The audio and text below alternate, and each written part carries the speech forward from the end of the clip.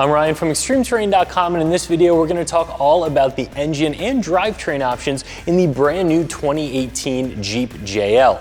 Make sure that you're subscribed to our YouTube channel. That way you're going to be able to check out all of the other review videos that we've done, the compare of the JL to the JK, and all of the great stuff to come. So with the new JL, every part of the Jeep has been completely redesigned on the inside and the outside, and that means the engine and the drivetrain as well. So there are a couple different engine options available in the JL as opposed to the one engine option that you got in the JK, as well as a few different transmission and transfer case options that I want to tell you about. So let's jump into it. There are going to be a total of 4 different engine options in the JL. The first one is available now, that's what you're looking at here. 2 more are going to be coming soon, and then in 2020 we'll see the final one, and I'll go through each one of them individually. So the first one, as I said, is what you're seeing here, and this is the 3.6 liter Pentastar V6, and this has been redesigned a little bit from what we were used to seeing on the JK. However, mostly it is going to be pretty much the same engine, and this is what the JLs are shipping with now. If you've ordered one, this is going to be the only engine option that you have. So this is going to be about 6% more efficient than the old Pentastar engine. Part of that has to do with the fact that this has engine start stop. So when you stop at a red light, if the engine is fully up to temperature, it'll shut the engine off for you. You let off the brake, it starts the engine again. This isn't new technology, it's been around for a while now. Personally, I've never had a vehicle that has it as a daily driver, and just driving this thing around for the few times that I have, it drives me absolutely nuts. I'm very glad that they put a button on the dashboard to be able to disable that. Unfortunately, even if you disable it, you turn the engine off and start it again the next time you go for a drive, it is going to be re-engaged. So every time you're going to have to turn it off if you don't want that feature. However, if it doesn't bother you, it is going to provide some additional efficiency, so you can go ahead and just leave that in the on position.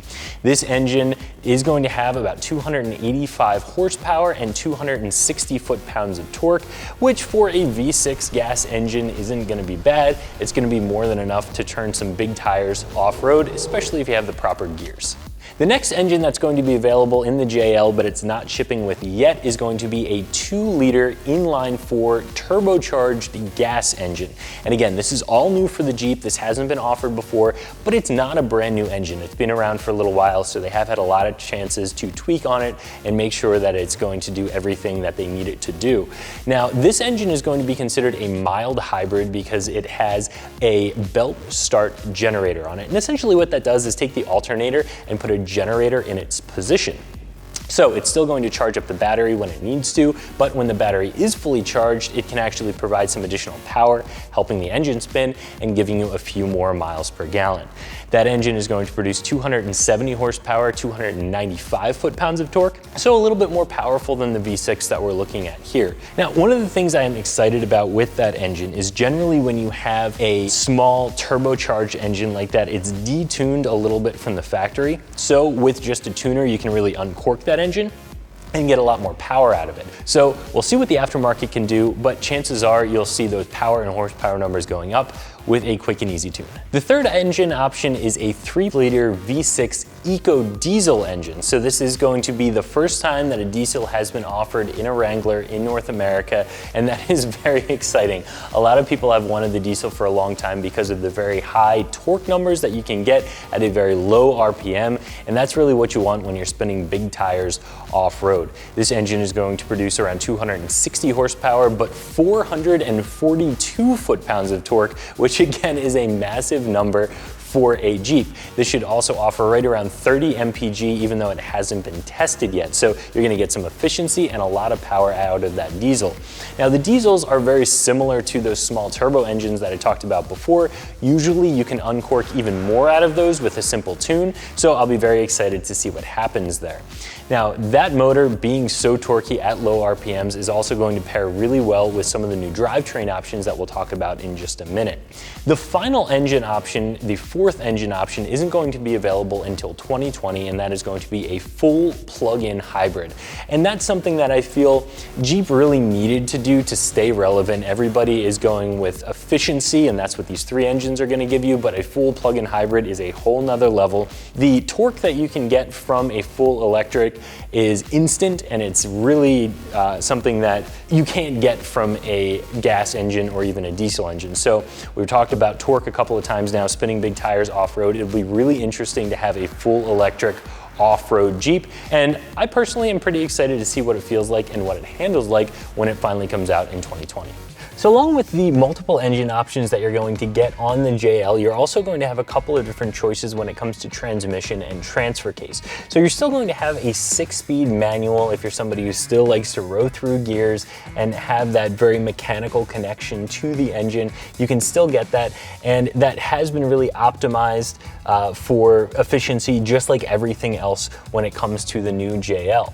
The new option is going to be the 8-speed automatic transmission, and those additional gears are there for a reason. When you drive this thing, you are going to be going through gears very quickly. It's going to be keeping you exactly in the power band where you need to be. So when you're on the highway, it can drop you down into a lower RPM, giving you more efficiency.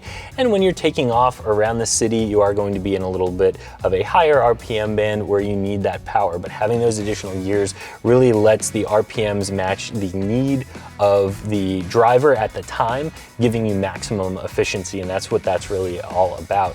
I noticed when driving this Jeep around that does have the 8-speed auto that hangs in first gear a little bit longer, but again, it's designed to do that. It's designed to keep you in exactly the RPM where you need to be. Now, directly behind that transmission, whether you go automatic or the stick shift, is going to be the transfer case, and you are going to have 3 different options. So you have the command track.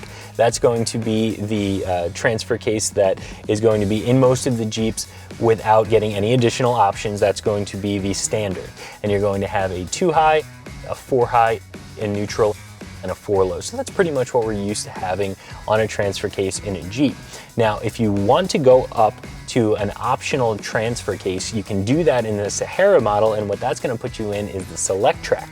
And that's going to give you a 2 high, a 4 high auto, a 4 high part-time, a neutral, and a 4 low. So you're gonna have 1 additional transfer case option. And the idea behind that is you can put it in there if you're driving on a road that's a little slushy but also has some dry spots. You're not constantly shifting from 2 to 4. The Jeep's automatically switching for you, changing whether it has the transfer case locked and is putting power to both the front and the rear wheels, or just one or the other. It's doing all of that for you. I personally come from a TJ. I have the old NP231.